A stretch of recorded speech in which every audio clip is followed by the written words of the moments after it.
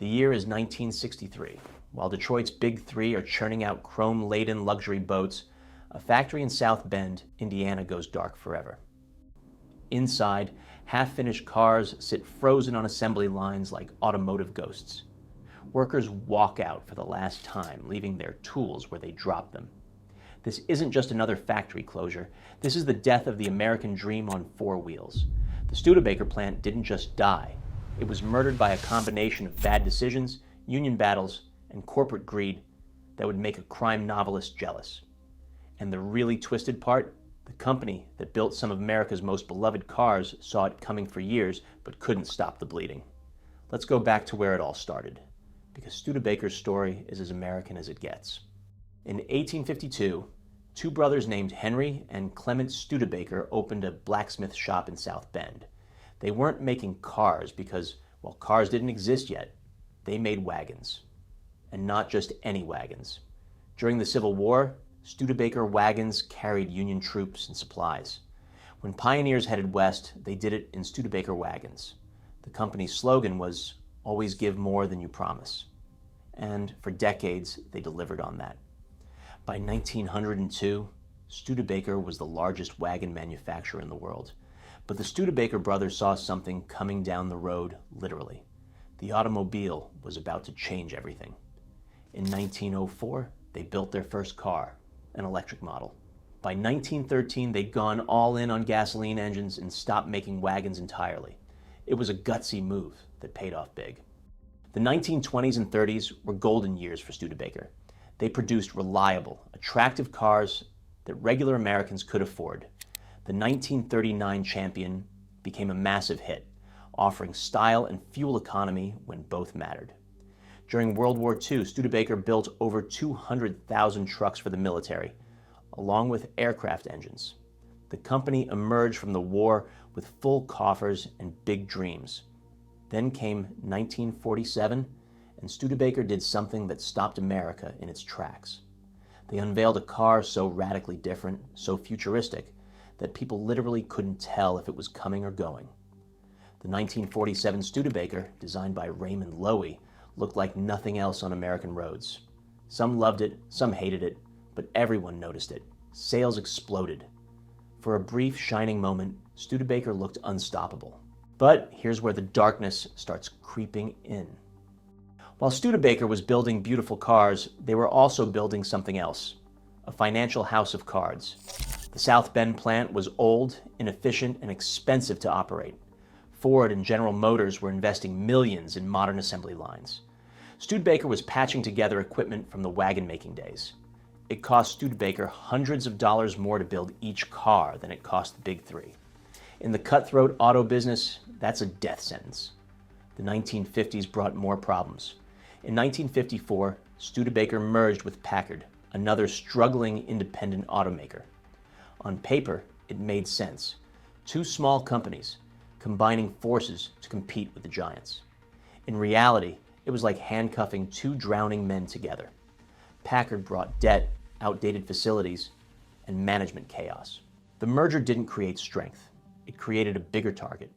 Oh, by the way, we're trying to reach 11,000 subscribers by the end of the month. If you're enjoying this story of American automotive history, hit that subscribe button and help us keep these incredible stories alive. Your support means everything. Now, back to South Bend. By the late 50s, things were getting desperate. Studebaker's solution? Build better cars. In 1959, they introduced the Lark, a compact car that arrived just as Americans were starting to think smaller might be smarter. The Lark sold like crazy, over 130,000 in its first year. Studebaker had found a lifeline. Workers in South Bend breathed easier. Maybe the company would survive after all. But the Lark's success came too late and didn't last long enough. By 1961, sales were falling again. The Big Three had noticed the compact car trend and unleashed their own versions. The Ford Falcon, Chevy Corvair, and Plymouth Valiant. These companies could afford to sell cars at or below cost just to crush the competition. Studebaker couldn't match their prices or their marketing budgets. Every sale became a battle they were losing.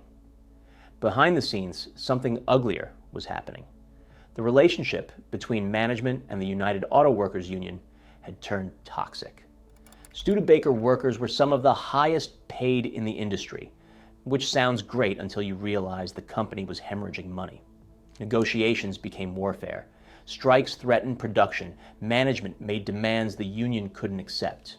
The union made demands management couldn't afford. Neither side would blink. In 1962, Studebaker lost over $6 million. The South Bend plant, once a symbol of American manufacturing might, was now an anchor dragging the company underwater. The board of directors faced an impossible choice: close the plant and move operations, or watch the entire company collapse. December 20th, 1963. The announcement came like a punch to the gut. Studebaker was closing its South Bend operations immediately. 7,000 workers lost their jobs right before Christmas. The city lost its largest employer. Families who'd worked at that plant for 3 generations watched their futures disappear. Some workers were still on the assembly line when management told them to stop. Cars sat half-built, never to be completed. Production moved to Hamilton, Ontario, where costs were lower and labor relations were better. But everyone knew the truth. This wasn't a relocation. It was a slow-motion funeral. The Hamilton plant struggled on for 3 more years, building increasingly outdated cars for a shrinking customer base. In March 1966, the last Studebaker rolled off the line. America's longest-lasting independent automaker was dead at age 114. Walking through the abandoned South Bend plant in those final days must have been haunting. Tools hung on walls, time cards sat in racks, blueprints for cars that would never be built gathered dust. The ghosts of 100 years of American manufacturing lingered in every corner. Today, parts of the old Studebaker complex still stand in South Bend, repurposed into apartments, offices, and a museum. The Studebaker National Museum preserves the company's legacy, displaying everything from Civil War wagons to that stunning 1947 coupe. But the buildings can't hide their history. They remember the workers, the cars, and the dreams that died there. Studebaker's death wasn't inevitable. It was the result of decisions made and opportunities missed over decades. Too much faith in old methods, too little investment in new technology, a merger that weakened instead of strengthened, and ultimately an inability to adapt fast enough in an industry that rewarded only the quickest and biggest. The story of Studebaker is the story of American manufacturing itself, the rise, the glory, the struggle, and the fall. It's a reminder that no company, no matter how iconic, is guaranteed to survive. And it's a testament to the thousands of workers who built incredible machines until the very last day.